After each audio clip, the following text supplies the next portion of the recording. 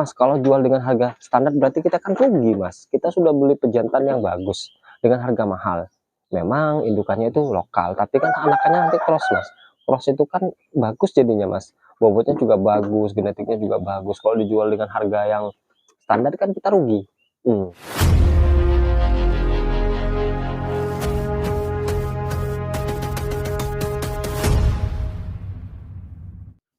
Assalamualaikum warahmatullahi wabarakatuh, sedulur pecinta wedus kape, sedulur pecinta ngarit, dan sedulur pecinta ternak ruminansia. Selamat pagi teman-teman, semoga kalian hari ini senantiasa diberkahi oleh Allah Subhanahu wa Ta'ala, dikaruniai dengan keberkahan dalam keluarga, rezeki, dan serta silaturahmi teman-teman.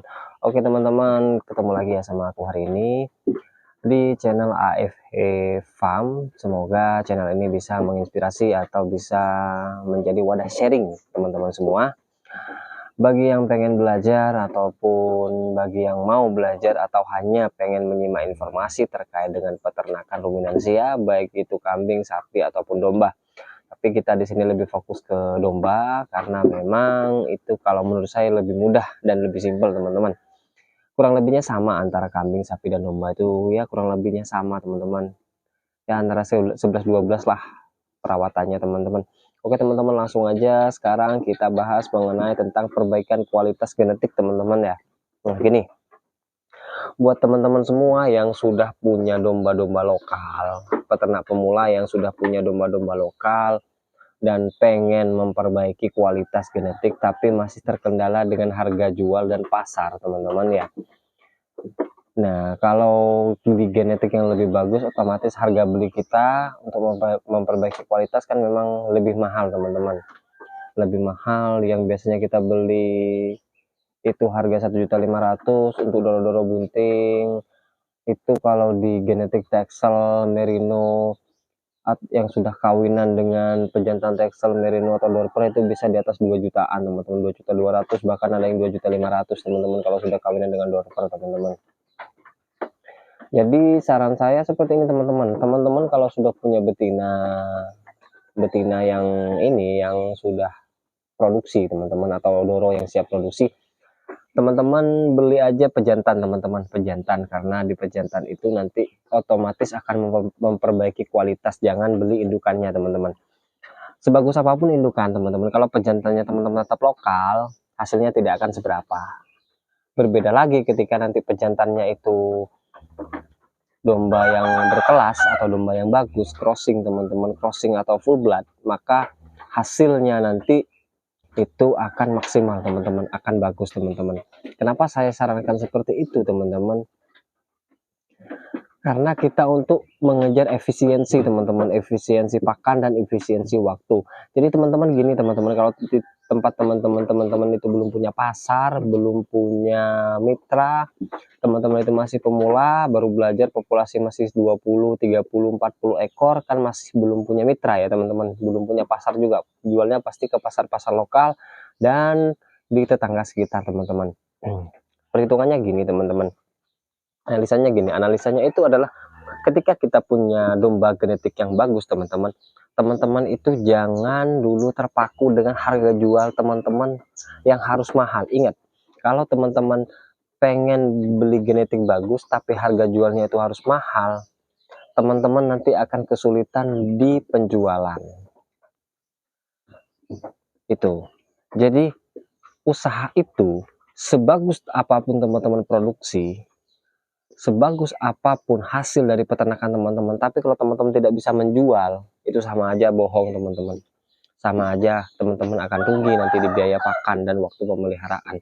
Tapi sejelek apapun hasil ternak teman-teman, setidak bagus apapun pakan yang teman-teman berikan, tapi teman-teman itu bisa menjual dengan konsisten, menjual dengan kontinu, maka peternakan teman-teman itu akan terus berkembang teman-teman, karena sirkulasi perputaran dana, sirkulasi perputaran modal teman-teman itu akan terus mengalir. Itu sebenarnya intinya teman-teman. Jadi ketika teman-teman punya domba yang genetik bagus teman-teman, jangan terlalu berharap untuk jual dengan harga mahal dulu. Jangan, kalau teman-teman masih pemula, jualah dengan harga standar. Loh, Mas, kalau jual dengan harga standar berarti kita kan rugi, Mas. Kita sudah beli pejantan yang bagus dengan harga mahal. Memang indukannya itu lokal, tapi kan anakannya nanti cross, Mas. Cross itu kan bagus jadinya, Mas. Bobotnya juga bagus, genetiknya juga bagus. Kalau dijual dengan harga yang standar kan kita rugi.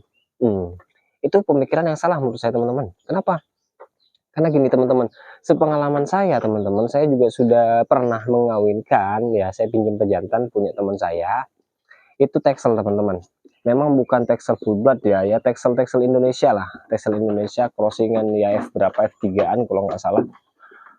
Itu saya kawinkan, teman-teman. Jadi saya analisis sebelum saya jual, itu saya analisa, teman-teman. Analisanya seperti ini. Jadi dengan umur yang sama, saya jual dengan harga yang sama, teman-teman. Ya, dengan bobot yang sama, saya jual dengan yang harga yang sama, tapi ada tapinya, kita menang di waktu, teman-teman. Kita menang di waktu. Jadi gini, domba lokal kita pelihara 8 bulan, 8 sampai 9 bulan atau 10 bulan lah, teman-teman. Itu kita bisa jual di harga 1 juta. Nah, kalau domba crossingan itu usia 5 bulan, 5 sampai 6 bulan kita bisa jual di harga sama, di harga 6 juta, di harga 1 juta, teman-teman. Karena bobotnya itu kurang lebih sama lah, teman-teman. Besarnya itu kurang lebih sama antara usia 5 bulan sama usia 9 bulan yang lokal, itu kurang lebih sama bobotnya, teman-teman. Kalau dilihat secara kasat mata, besarnya sama, teman-teman. Jadi keuntungan kita di mana? Keuntungan kita di waktu, teman-teman. Keuntungan kita di waktu pemeliharaan sama di efisiensi biaya pakan. Itu, teman-teman. Jadi kalau teman-teman berharapnya perbaiki kualitas genetik dan mau jual itu dengan harga di atas 1 juta atau di atas 2 juta, teman-teman, dengan nanti di usia yang sudah sesuai dengan ini, dengan yang kata teman-teman di usia siap kawin atau usia 8 sampai 9 bulan, teman-teman, mau dijual di harga 2 juta, teman-teman, kalau menurut saya sih bisa, tapi asalkan teman-teman itu sudah punya pasarnya, atau teman-teman bisa dijual ke komunitas-komunitas peternak atau peternak-peternak pemula yang masih pengen memperbaiki kualitas. Tapi kalau teman-teman ngejar di penjualan, teman-teman, ya saran saya itu jualah di umur 5 bulan. Ya, di umur 5 bulan dengan harga sama seperti domba lokal. Dan itu pasti laris manis, teman-teman, di pasar laris manis, teman-teman. Karena mereka tidak tahu itu usia berapa. Mereka cuma hanya melihat postur sama bobot. Itu aja, teman-teman. Postur sama besarnya domba. Kalau usia mereka nggak tahu. Kita bilang usianya itu 8 bulan itu juga bisa, teman-teman. Meskipun usianya itu masih 5 bulan. Jadi kita ya bisa, kalau kita jual ke pasar atau jujur aja, teman-teman, usia 5 bulan dengan seperti ini, pasti mereka mau ambil kok dengan harga 1 juta itu. Kita jujur usia 5 bulan dengan besarnya seperti ini dan bobotnya segini, pasti mereka ambil karena itu sudah termasuk murah, teman-teman. Kalau di pasar tradisional, di pasar hewan dan juga di peternak itu sudah termasuk murah, teman-teman, dengan kualitas barang yang sebagus itu dan harga jual yang semurah itu sudah termasuk bagus, dan untuk kita sudah pasti untung, teman, sudah pasti untung, karena kita anggapannya kita sapeh di usia 2 bulan, 3 bulan, teman-teman. Setelah 2 bulan, 1 bulan atau 2 bulan kita sapeh, ya kita sudah langsung bisa jual dengan harga yang tinggi. Nah, gitu loh. Kita sudah bisa jual dengan harga yang tinggi. Jadi kita lebih efisien kan di biaya pakan. Kalau kita main di lokal, kita kan harus nunggu 3 bulan atau 4 bulan lagi baru bisa kita jual. Nah, gitu, teman-teman, ya. Jadi biaya pakannya juga kurang efisien dan waktu pemeliharaan kita juga akan lebih lama, teman-teman. Nah, ini sepengalaman saya, teman-teman. Mungkin beda lagi di tempat teman-teman, atau konsepnya yang pengen teman-teman terapkan itu beda lagi, teman-teman. Jadi kembali lagi, teman-teman, setiap peternak itu punya yang namanya ini strategi masing-masing, punya yang namanya racikan pakan masing-masing, punya pemasaran masing-masing, dan punya manajemen kandang masing-masing, teman-teman. Jadi kembali lagi kepada teman-teman maunya itu dikonsepkan seperti apa. Jadi kalau di tempat saya itu berfungsi, belum tentu di tempat teman-teman itu juga bagus diterapkan. Kalau di tempat saya strategi penjualannya A, belum tentu di tempat teman-teman strategi penjualannya sama. Karena setiap daerah itu punya pasarnya masing-masing, setiap daerah itu punya harganya masing-masing dan spesifikasinya masing-masing. Ada satu daerah yang punya speknya itu harus domba bertanduk, ada yang tidak harus bertanduk, ada yang lebih dominan ke penjualan jantan, ada yang lebih dominan ke penjualan betina, ada. Itu ya beda-beda lah, disesuaikan lagi dengan tempat teman-teman sendiri beternak sekarang. Jadi kalau teman-teman sudah bisa menganalisa daerah teman-teman sendiri, butuhnya pasar itu butuhnya spek domba yang seperti apa, baru teman-teman silahkan mulai beternak yang seperti itu. Jadi jangan dipaksakan. Kalau di tempat teman-teman itu pengennya biasanya dombanya yang bertanduk, teman-teman jangan dipaksakan untuk ambil Texel, Merino atau Doper yang tidak bertanduk. Karena teman-teman nanti akan sedikit kesulitan. Memang tidak sulit, tapi sedikit lebih berkurang dibandingkan penjualan domba-domba yang bertanduk. Jadi teman-teman ambillah domba yang seperti ini, Garut kan bertanduk ya, lokal-lokal bertanduk atau crossing-crossing bertanduk seperti itu teman-teman. Itu bisa teman-teman jadikan pejantan, atau indukan-indukan yang seperti itu yang bertanduk-tanduk itu teman-teman bisa jadikan.